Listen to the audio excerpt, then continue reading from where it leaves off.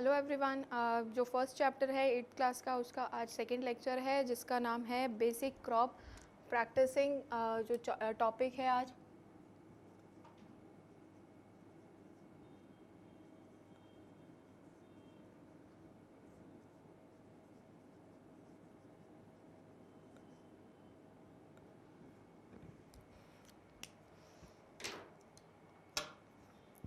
Agriculture के अंदर last lecture में अपन ने डिस्कस किया था कि जो क्रॉप्स है वो किस तरीके से बनते हैं, क्या होता है, कौन से प्लांट के कौन से पार्ट से हमें क्रॉप्स मिलते हैं। क्रॉप्स क्या होते हैं, अगर सेम टाइप ऑफ प्लांट अगर किसी एक पर्टिकुलर लार्ज एरिया में अगर ग्रो किया जाता है तो उसको क्रॉप कहते हैं। ठीक है, तो बेसिक क्रॉप प्रैक्टिसिंग, ठीक है, जो बेसिक क्रॉप प्रैक्टिसिंग है उसके अंदर आज हमें डिफरेंट चीज़ें पढ़नी है। एक तो पढ़ना है सबसे पहले क्रॉप सीजन्स चाहिए हमें कि किस तरीके का क्रॉप कौन से सीज़न में ग्रो करता है, और दूसरा हमें चाहिए क्रॉप प्रोडक्शन का मैनेजमेंट कि किस तरीके से प्रॉपरली एक जो क्रॉप उगाया जाता है उसका मैनेजमेंट कैसे होता है। ठीक है, सॉइल को लेवल या सॉइल को उस तरीके का बनाने से लेकर पूरा जो क्रॉप का स्टोरेज है वहाँ तक इस चैप्टर के अंदर हम पढ़ने वाले हैं। ठीक है, तो सबसे पहला तो यहाँ पर है बेसिक क्रॉप के जो सीजन हैं।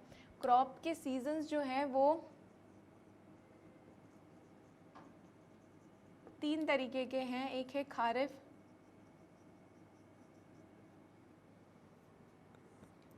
राबी एंड ज़ैद क्रॉप्स। ठीक है, ये 3 टाइप के क्रॉप्स हैं जिनको उगाया जाता है, जो कि अलग अलग पर्टिकुलरली सीजन वाइज ग्रो करते हैं। ठीक है, जो खारिफ क्रॉप है वो है रेनी सीजन क्रॉप, यानी कि जो बारिश का मौसम होता है उस टाइम पर ये क्रॉप्स उगाए जाते हैं। ठीक है, और जो राबी है वो है विंटर सीजन क्रॉप, यानी कि सर्दियों के मौसम में ये ही क्रॉप उगाए जाते हैं। और जो ज़ैद है वो है समर सीजन क्रॉप। ठीक है, तो ये 3 तरीके की क्रॉप्स हैं जो कि तीनों टाइप के सीज़न में उगाए जाते हैं। ठीक है, अब सबसे पहले यहाँ पर रेनी है तो मॉनसून में उगाया जाता है।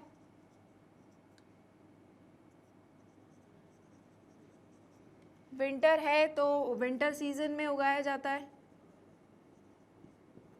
और समर सीजन में ज़ैद क्रॉप उगाए जाते हैं। ठीक है, तो खारिफ क्रॉप के अंदर आएगा, एग्जाम्पल्स हैं इसके, राइस, ठीक है, ज्वार एंड बाजरा। ठीक है, ये 3 टाइप के एग्जाम्पल हैं राइस। ठीक है, राइस को आप सब जानते हैं कि राइस के अंदर क्या होता है, कंटिन्यूसली उसको वाटर चाहिए होता है और जो उसका प्लांट होता है वो सबमर्ज्ड रहता है। ठीक है, तो इसीलिए इसको मेनली रेनी सीजन में ही ये इसके लिए सूटेबल टाइम है, सूटेबल सीजन है। ठीक है, और जो राबी क्रॉप है, राबी क्रॉप के अंदर आता है वीट, मेज एंड बार्ले। ठीक है, ये जो वीट और मेज़ बार्ले है ये सब उगाए जाते हैं सर्दी के मौसम में। ठीक है, और जो ज़ैद क्रॉप्स है उसके अंदर जितनी भी वेजिटेबल्स आते हैं, फ्रूट्स आते हैं, ये सब यहाँ पर उगाए जाते हैं।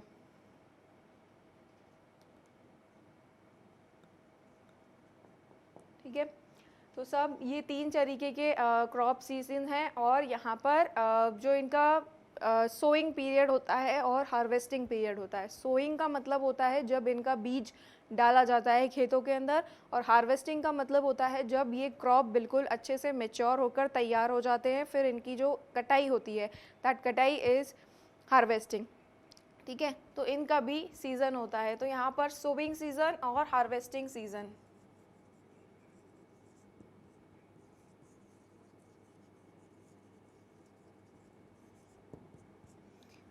ठीक है, तो रेनी सीज़न का जो सोविंग सीज़न होता है, इसका सोविंग सीज़न है जून and July.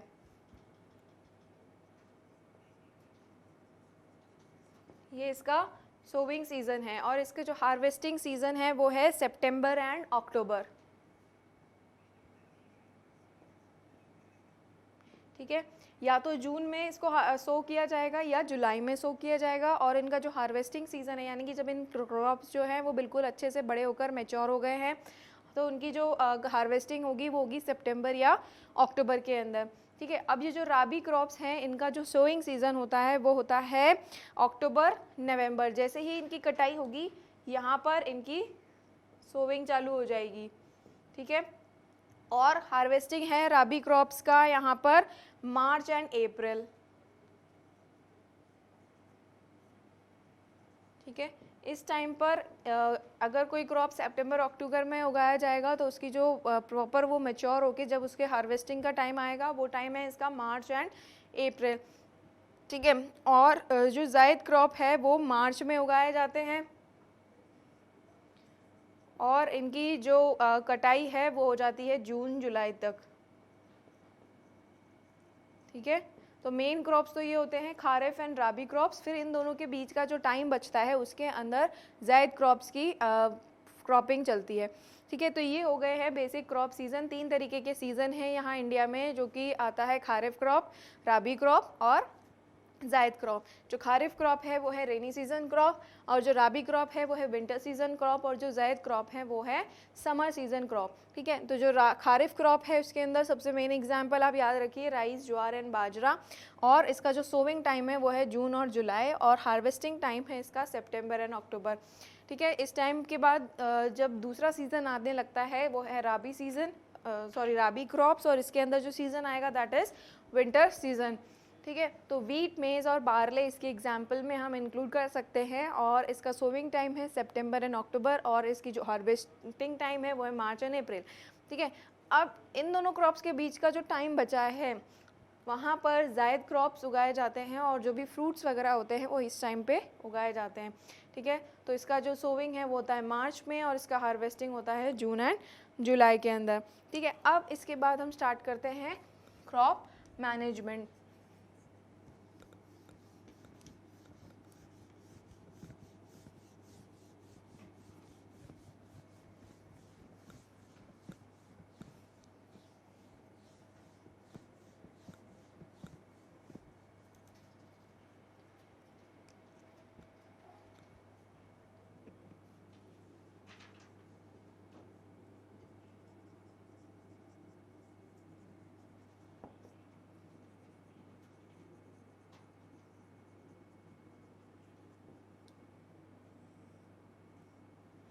Crop production management. अब इसके अंदर क्या होता है, सबसे पहले जिस तरीके से पूरा क्रॉप एक प्रोड्यूस होगा तो उस टाइम पर उसको क्या क्या चाहिए, किस तरीके का न्यूट्रिएंट चाहिए, क्या न्यूट्रिएंट मैनेजमेंट चाहिए रहेगा, वो सब चीज़ें जो है इसके अंदर हम पढ़ने वाले हैं। तो क्रॉप प्रोडक्शन और उनका मैनेजमेंट। तो क्रॉप प्रोडक्शन के अंदर यहाँ पर कुछ स्टेप आते हैं। सबसे पहला स्टेप होता है सॉइल को बिल्कुल प्रिपेयर करने का। नंबर 1 जो इसका क्रॉप प्रोडक्शन मैनेजमेंट के आता है वो आता है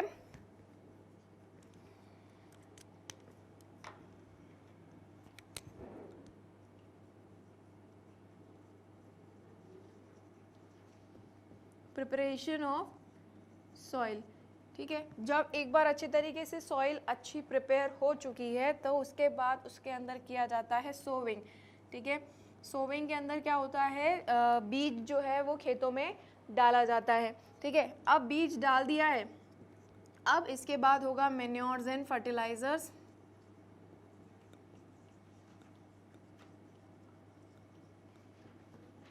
ठीक है। उसके बाद आएगा इरिगेशन,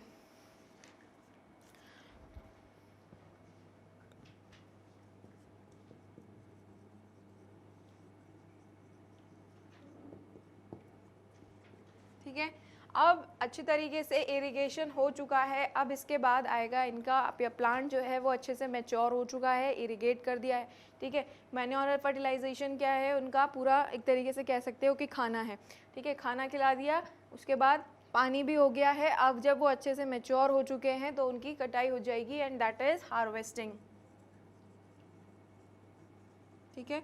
अब अगर प्लांट जो है वो पूरा हार्वेस्ट हो चुका है, ठीक है, तो अब हमें क्या करना होता है, किसान को क्या करना होता है, जो क्रॉप्स होते हैं वो अगले सीज़न तक बचा के रखने पड़ते हैं, ठीक है। ऐसा थोड़ी है कि एक बार अगर क्रॉप लग गया है तो उसको उस टाइम पे ही वो पूरा यूज़ हो जाएगा, नहीं, उसको बचा के भी रखना पड़ता है। तो वो भी एक सबसे इम्पॉर्टेंट चैलेंज होता है, वो है स्टोरेज।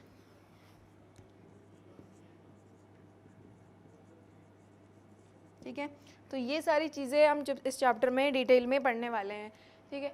तो सबसे पहले हम पढ़ेंगे आज वो है प्रिपरेशन ऑफ सॉइल और सोविंग, ठीक है। ये दो स्टेप हम आज के लेक्चर में पढ़ने वाले हैं।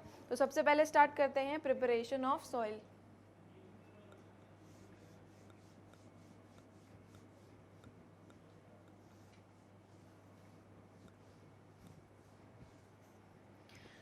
ठीक है। तो मतलब सॉइल को तैयार करना है सीड डालने से पहले। तो अब क्या होता है कि सॉइल क्या होती है, पूरी एक तरीके से जम जाती है, ठीक है। तो उसको लूज़ करना पड़ता है, पहले उसको उलट पुलट करना पड़ता है, थोड़ा सा उल्टा करना पड़ता है सॉइल को, ताकि जो सॉइल है उसके अंदर प्रॉपर एरेशन हो जाए, एयर जाने लगे प्रॉपर।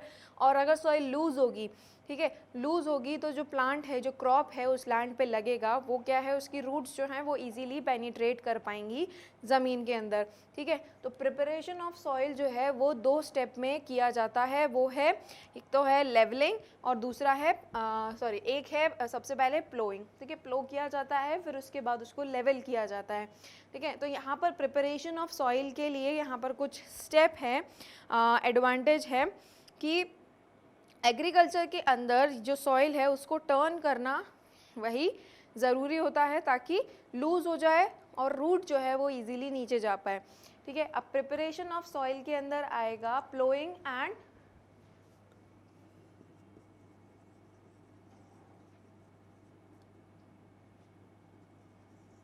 इसको प्लोइंग कहेंगे या इसको कहेंगे टिलिंग, ठीक है। एक स्टेप तो ये हो गया। दूसरा स्टेप है इसका लेवलिंग, ठीक है। प्लोइंग, टिलिंग या फिर लेवलिंग, ठीक है। प्लोइंग के अंदर क्या किया जाता है, सॉइल जो है वो पूरी, जैसे आपने देखा होगा अगर घर में भी कोई पौधे लगाता है तो पहले मिट्टी को जो खुरपा होता है उससे मिट्टी को उलट पुलट किया जाता है, ठीक है। तो इसी तरीके से अगर कोई फील्ड है उसके अंदर भी अगर क्रॉप्स उगाए जाते हैं तो वहाँ पर भी पूरी मिट्टी को उलट पुलट किया जाता है, and that is known as ploughing, ठीक है। तो is the process of loosening and turning the soil, process of loosening or turning the soil for proper aeration, ठीक है। अच्छे से एयर उसके अंदर जा पाए इसीलिए प्रॉपर एरेशन किया जाता है, ताकि अच्छे से हवा जो है अंदर जा पाए, ठीक है। जो रूट्स होती है प्लांट की वो भी रेस्पिरेशन करती है, वो भी ब्रीथ करती है। तो अगर एयर अच्छे से डीप पेनिट्रेट हो पाएगी तो प्लांट जो है वो हेल्दी ग्रो करेगा, ठीक है। और जो उसकी रूट्स हैं, क्रॉप की जो रूट्स हैं वो नीचे डीपली पेनिट्रेट कर पाएंगी, ताकि वो सॉइल को अच्छे से या तो होल्ड कर सकें, या फिर अगर कोई भी डिज़ास्टर अगर होता है एक्सीडेंटली तो वो जो क्रॉप है उसको ज़्यादा नुकसान ना हो, ठीक है। अब ये जो प्लोइंग और ये टिलिंग होता है ये एक इंस्ट्रूमेंट से किया जाता है जिसको बोलते हैं प्लो, ठीक है। ये या तो वुड का बना रहता है या आयरन का बना रहता है, ठीक है। ये दो चीज़ों का बना रह सकता है, वुड का भी हो सकता है और आयरन का भी हो सकता है। इनको इससे क्या किया जाता है, पूरा जो खेत की जो मिट्टी है उसको उलट पुलट किया जाता है, ठीक है। तो ये हो गया प्रोसेस ऑफ प्लोइंग और टिलिंग, जिसको यूज़ किया जाता है, इसके अंदर यूज़ किया जाता है इंस्ट्रूमेंट दैट इज़ प्लो, ठीक है। उसके बाद इसका सिग्निफिकेंस क्या है कि इसकी वजह से जो सॉइल है वो लूज़ हो जाती है और वही सब प्रॉपर एरेशन जो है वो रूट्स में जा पाएगा, ठीक है। अब उसके बाद आता है लेवलिंग। लेवलिंग के अंदर क्या किया जाता है, make the soil in level, process of making the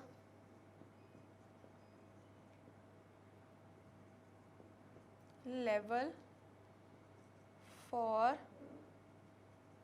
sowing, ठीक है। सोविंग यानी कि बीज उगाने के लिए सॉइल को क्या किया जाता है, लेवल किया जाता है, ठीक है। अब जैसे अगर प्लो किया है तो उसकी वजह से क्या होता है, मिट्टी के मोटे मोटे जो टुकड़े रहते हैं, ठीक है, पूरी मिट्टी जमी रहती है तो वो जो क्रम्स बन जाते हैं, ठीक है। अब उस क्रम्स में तो बीज लगा नहीं सकते, तो इसके लिए क्या किया जाता है, अब सॉइल को वापस से लेवल किया जाता है, उसको लूज़ करके वापस से लेवल किया जाता है ताकि उसके अंदर जो बीज हैं वो डाले जा सकें, ठीक है। तो एक बार प्लो कर दिया है, अब उसके बाद होगा लेवलिंग, उसको लेवल करा जाता है। Process of making the soil in level is known as levelling, ठीक है। अब इसके अंदर भी एक इंस्ट्रूमेंट यूज़ किया जाता है जिसको बोलते हैं लेवलर, ठीक है। इसको इंस्ट्रूमेंट यूज़ किया जाता है और उसको बोलते हैं लेवलर, जो कि वुड और आयरन का सेम वैसा ही है,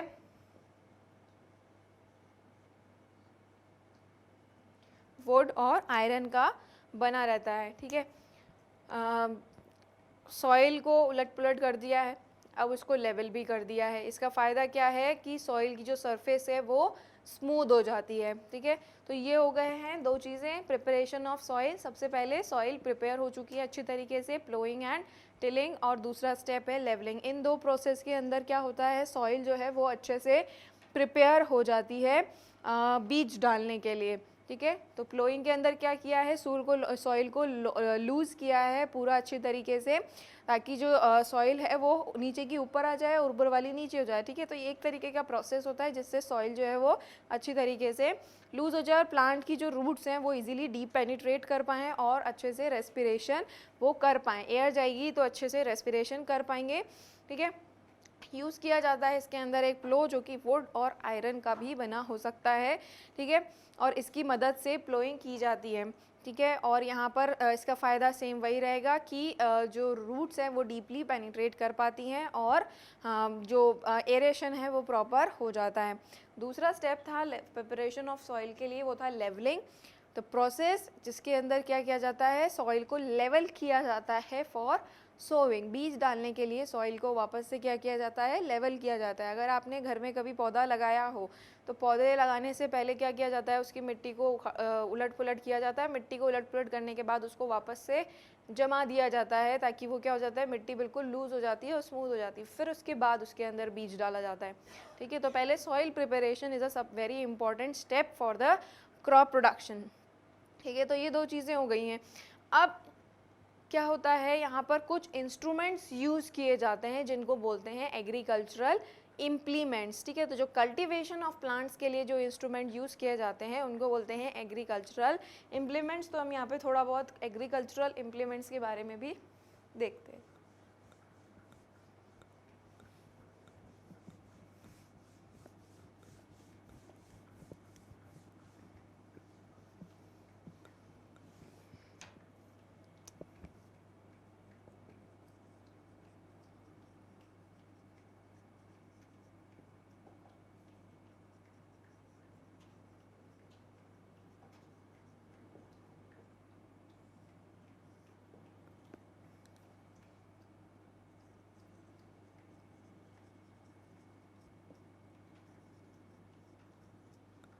The tools used in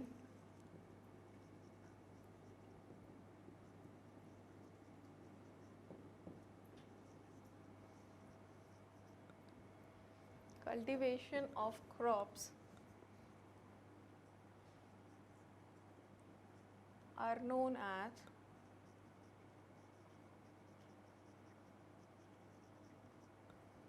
agricultural implements.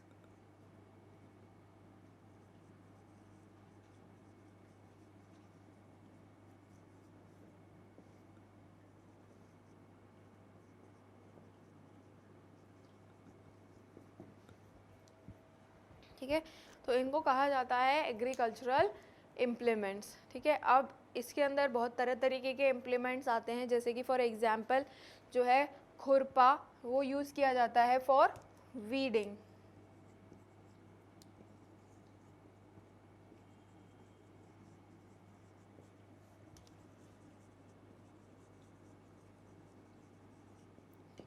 Weeding मतलब जो अनवांटेड प्लांट्स हो जाते हैं क्रॉप्स के साथ, उनको कहा जाता है वीड, ठीक है।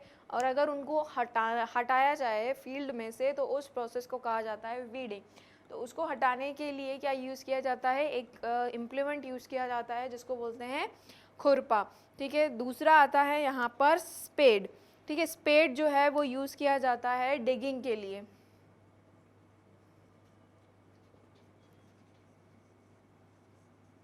ठीक है, डिग करने के लिए, खोदने के लिए काम आता है स्पेड। दूसरा है सीड ड्रिल। एक और एग्जाम्पल मैं आपको बताती हूँ, वो है सीड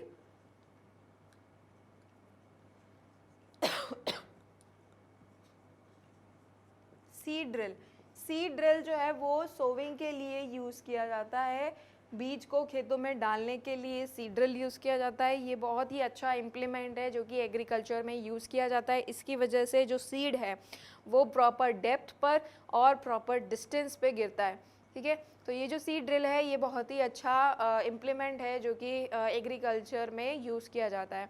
ठीक है, तो ये कुछ एग्जांपल्स हैं एग्रीकल्चरल इम्प्लीमेंट्स के। ये एग्रीकल्चरल इम्प्लीमेंट्स जो हैं वो एग्रीकल्चर में यूज़ किए जाते हैं, फार्मर्स इनको यूज़ करते हैं और इनके थ्रू पूरा एग्रीकल्चर का जो मतलब इंस्ट्रूमेंट हैं वो यूज़ किए जाते हैं और ये बहुत ज़्यादा हेल्पफुल होते हैं। ठीक है, कुछ इंस्ट्रूमेंट तो ऐसे होते हैं जैसे कि ये जो खुरपा है इसको तो मैनुअली यूज़ कर सकता है किसान, अपने हाथों से यूज़ कर सकता है। तो ये कुछ मैनुअली भी यूज़ किए जाते हैं और कुछ जो है वो एनिमल की हेल्प से यूज़ किए जाते हैं, या फिर मशीन्स जैसे कि ट्रैक्टर्स आते हैं या थ्रेशर वगैरह आते हैं। ये सारी जो मशीन्स हैं ये सब भी एग्रीकल्चर में यूज़ किया जाता है। जैसे कि फॉर एग्जांपल ये जो सीड ड्रिल है इसको ट्रैक्टर के पीछे अटैच किया जाता है और जैसे जैसे ट्रैक्टर मूव करता है ये सीड ड्रिल भी मूव करता है और पूरे जो फील्ड में सोइंग इजीली हो जाती है। ठीक है, तो ये जो इम्प्लीमेंट्स हैं, जो टेक्नोलॉजीज़ हैं, ये सब एक वर्कलोड को कम करने के लिए बनाई जाती हैं और इनसे वर्कलोड एक्चुअल में कम होता भी है। ठीक है, तो ये हैं कुछ एग्जांपल्स, जो टूल्स जो कि एग्रीकल्चर में यूज़ किए जाते हैं उनको बोलते हैं एग्रीकल्चरल इम्प्लीमेंट्स। और इसके कुछ एग्जांपल्स हैं खुरपा जो कि वीडिंग के लिए यूज़ किया जाता है। वीडिंग क्या होता है, जो अनवांटेड क्रॉप्स होते हैं उनको बोलते हैं वीड और उनको हटाने का जो प्रोसेस होता है that is known as weeding. Second है यहाँ पर स्पेड जो कि यूज़ किया जाता है डिगिंग के लिए, अगर कहीं पर भी गड्ढा खोदना है या कुछ डिग करना है तो यूज़ किया जाएगा स्पेड। तीसरा यहाँ पे मैंने एग्जाम्पल दिया है सीड ड्रिल्स का। तो सीड ड्रिल्स क्या करती हैं, इस तरीके का एक स्ट्रक्चर होता है जिसकी अलग अलग इस तरीके से कैनाल्स होती हैं और ये पूरा ऐसे ज़मीन में थोड़ा सा डेप्थ में जाता है और पूरा इस तरीके से जो फील्ड है उसमें मूव करता है with the help of tractor. ठीक है, तो इससे क्या होता है, प्रॉपर डेप्थ में सीड जाएगा और प्लस प्रॉपर डिस्टेंस में सीड जाएगा। ठीक है, तो ये है फ़ायदे एग्रीकल्चरल इम्प्लीमेंट्स के। अब इन एग्रीकल्चरल इम्प्लीमेंट्स की मेंटेनेंस कैसे की जाती है, जो सपोज़ फॉर एग्जांपल ये जो सीड ड्रिल है या फिर ये जो खुरपा है ये सब किसके बने होते हैं, आयरन के बने हुए होते हैं। ठीक है, अगर आप इनको बारिश में अगर छोड़ दिए जाएंगे तो इनके ऊपर रस्ट लगने के चांसेस होते हैं और कभी भी रस्ट लगे हुए इंस्ट्रूमेंट्स यूज़ नहीं किए जाते हैं। ठीक है, तो इसके लिए ख़ास प्रिकॉशन लिया जाता है कि अगर आपके पास कोई ऐसा इंस्ट्रूमेंट है तो इसको कभी भी या तो बारिश में या खुले में नहीं छोड़ना है, और अगर बाय चांस इन पे अगर रस्ट आ जाता है तो इनको ब्रिक से रगड़ा जाता है। ठीक है, जो ईंट होती है उससे इनको रगड़ा जाता है ताकि इनका जो रस्ट है वो रिमूव हो जाए। बाकी जैसे कि फॉर एग्जांपल फर्टिलाइज़र्स जो यूज़ किए जाते हैं उसके लिए जो स्प्रे आते हैं उन स्प्रेयर्स को एक बार स्प्रे करने के बाद वॉश करना ज़रूरी होता है। ऐसा नहीं कि एक बार उनसे स्प्रे कर दिया है और उसको वैसा का वैसा ही रख दिया है, नहीं, उसको वॉश करना पड़ता है और वॉश करने के बाद ही नेक्स्ट यूज़ उसका किया जाता है। ठीक है, तो ये कुछ इनके केयर है। केयर के लिए क्या करना होता है, सबसे पहले तो इसको रस्ट फ्री होना चाहिए और अगर इन केस रस्ट लग जाता है तो उसको ब्रिक से साफ़ किया जाता है। उसके बाद है जो इंस्ट्रूमेंट है इनका जो टिप होता है वो ज़्यादा शार्प होना चाहिए, ज़्यादा अच्छे से शार्प होगा तो ही वो अच्छे से सॉइल में पेनिट्रेट कर पाएगा। इसलिए इनका जो टिप है वो बिल्कुल शार्प होना चाहिए, रस्ट फ्री होना चाहिए। रस्ट है तो उसको ब्रिक से साफ़ किया जाता है और अगर स्प्रेयर्स वगैरह हैं तो उनको अच्छे से प्रॉपरली क्लीन किया जाता है, और अगर ट्रैक्टर्स या थ्रेशर्स वगैरह हैं तो प्रॉपर टाइमिंग पे उनकी सर्विसिंग इम्पॉर्टेंट है। ठीक है, तो ये हैं कुछ एग्रीकल्चरल इम्प्लीमेंट्स और उनका यूज़ और उनका केयर। ठीक है, अब उसके बाद आता है एक टॉपिक जो लास्ट जो सेकंड हम पढ़ने वाले हैं वो है सोविंग।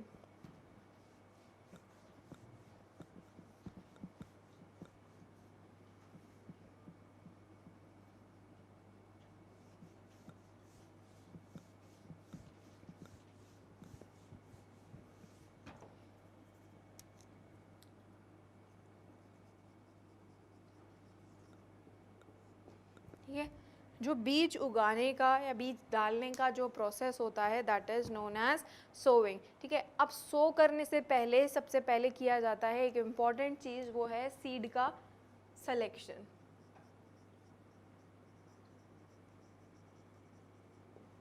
ठीक है, सबसे पहले बीज को सेलेक्ट किया जाता है। ऐसा नहीं कि बीज मार्केट से कुछ सा भी लाए और डाल दिया, नहीं।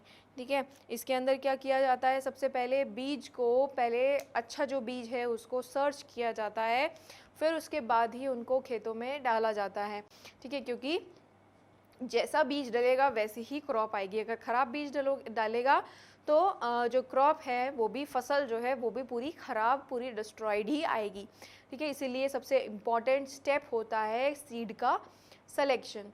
ठीक है, तो सीड के सिलेक्शन के लिए यहाँ पर दो चीज़ें की जाती है। क्या होता है, अगर सीड को पानी में भिगो दिए जाएं तो जो ख़राब वाले जो सीड होते हैं वो हमेशा ऊपर तैरने लग जाते हैं। ठीक है, अगर आप लोगों ने घर में भी अगर देखा होगा कि कभी अगर दाल भिगोते हैं या कोई सा भी सीड जो पल्सेस वगैरह हैं अपने घर में, उनको अगर भिगोते हैं कभी, तो सारे तो नीचे बैठ जाते हैं, लेकिन कुछ कुछ ऐसे होते हैं जो ऊपर आ जाते हैं पानी की सरफेस पे। तो वो ऊपर क्यों आए हैं, because they are damaged seed. ठीक है, वो डैमेज हैं। डैमेज सीड्स क्या होते हैं,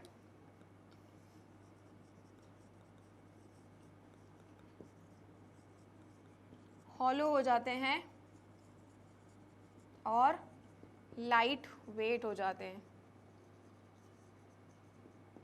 ठीक है, हॉलो और लाइट वेट हो जाते हैं, मतलब बहुत हल्के हो जाते हैं। उनके अंदर क्या हो जाती है, एयर आ जाती है, जिसकी वजह से वो हॉलो और लाइट वेट हो जाते हैं, तो वो पानी में ऊपर तैरने लगते हैं।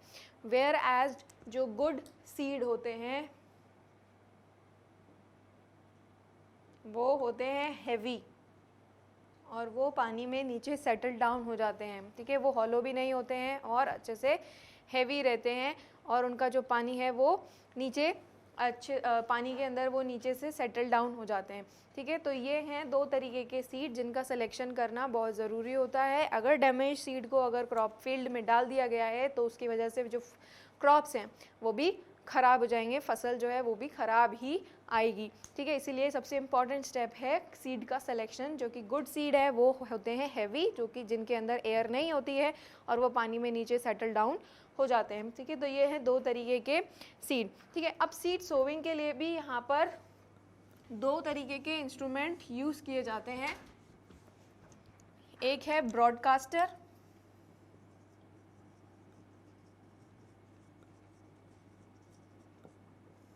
और एक है सीड ड्रिल। जो ब्रॉडकास्टर होता है वो मैनुअल मेथड होता है, और जो सीड ड्रिल का जो मेथड है वो मशीनरी होता है, मशीन का यूज़ किया जाता है। सीड ड्रिल के बारे में मैंने अभी आपको बताया था इससे पहले कि सीड ड्रिल कैसा होता है और उससे किस तरीके से बीज डाले जाते हैं। ब्रॉडकास्टर की जो होता है वो मैनुअल होता है। इसके अंदर सिंपल क्या किया जाता है, सीड जो है वो हाथ से फील्ड के अंदर डाला जाता है। ठीक है, तो इसके अंदर क्या होता है, इसके कुछ डिसएडवांटेज ये भी हैं कि जो सीड है वो हो सकता है प्रॉपर डिस्टेंस में ना जाए, पूरा जो फील्ड के अंदर जो क्रॉप्स होंगे वो मिक्स्ड हो जाते हैं। ठीक है, लेकिन जो हमारा मशीनरी है जो कि है सीड ड्रिल के अंदर क्या होता है, इस तरीके से इसके अंदर कुछ पाइप्स होते हैं जो कि सॉइल के अंदर जाते हैं एक प्रॉपर डेप्थ पे। तो सीड ड्रिल के क्या फ़ायदे हैं, सीड जो है वो प्रॉपर डेप्थ पे जाता है और प्रॉपर डिस्टेंस पे जाता है। ठीक है, तो ये फ़ायदा होता है इस चीज़ का, सीड ड्रिल का। ठीक है, तो दो मेथड हो गए हैं सोविंग के, number 1 is broadcaster, number 2 is seed drill. ठीक है, तो जो ब्रॉडकास्टर होता है वो मैनुअल मेथड होता है, इसके अंदर मैनुअली सीड जो है वो फील्ड में डाला जाता है। दूसरा मेथड है यहाँ पर सीड ड्रिल का, जो कि है मशीनरी मेथड। इसके अंदर मशीन को यूज़ करके क्रॉप के जो फील्ड है उसके अंदर सीड को डाला जाता है। और जो इसका फ़ायदा है, सीड जो है वो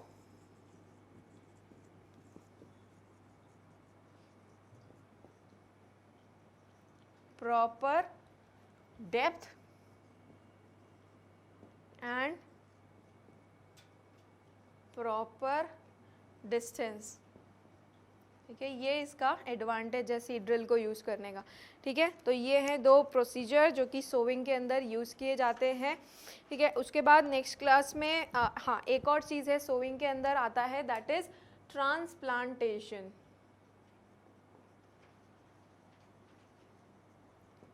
इसके अंदर जो सैपलिंग्स होते हैं प्लांट के are transferred from nursery to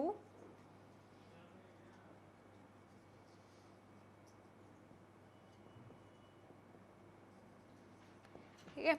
जैसे कि होता है सबसे कॉमन एग्जांपल ट्रांसप्लांटेशन के अंदर है राइस का। राइस क्या होते हैं, बहुत छोटे छोटे इसके अलग तरीके से पहले इनको नर्सरी में उगाया जाता है, फिर वहाँ से उठाकर वहाँ से निकाल कर इनको जो जहाँ पर इनकी जो प्रॉपर फील्ड होती है, क्रॉप की फील्ड होती है, वहाँ पर लगाया जाता है। तो ट्रांसप्लांटेशन के अंदर सबसे कॉमन एग्जाम्पल है पैडी, ठीक है, राइस।